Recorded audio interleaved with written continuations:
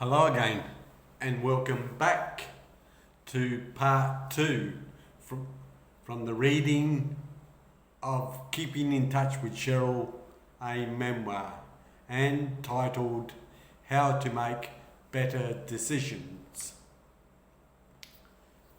Diddy Kong Racing, as one reviewer pointed out, may have the technicolor fantasy backgrounds and cute characters like Timber and Conker from a child's daydream, but this is no playground.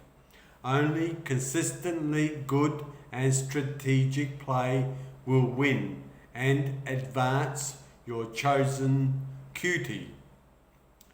There are 30 courses of over 5 different happy time worlds, all part of a giant overworld.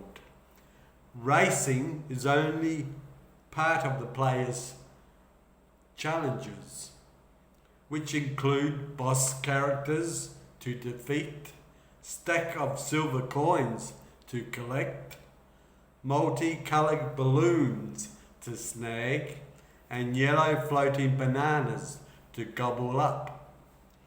After achieving success in a series of straight races, you then have to complete missions handed out by the pesky bosses.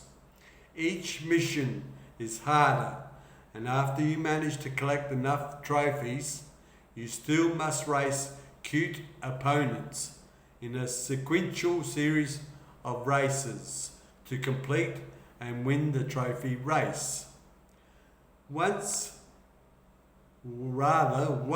is also able to gain help in the form of cool new weapons and vehicles, including a plane and a hovercraft.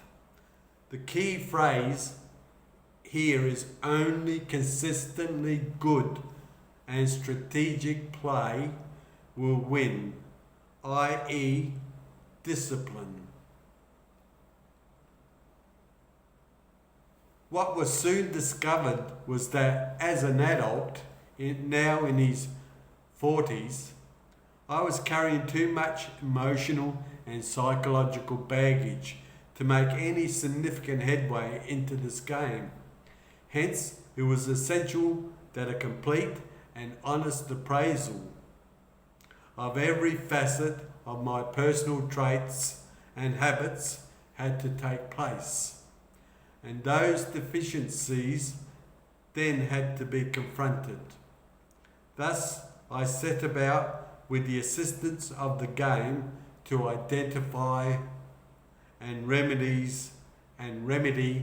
such flaws. And that ends part 2 of making better decisions. And we'll return again with part 3. Thank you, and please like and subscribe. Thank you.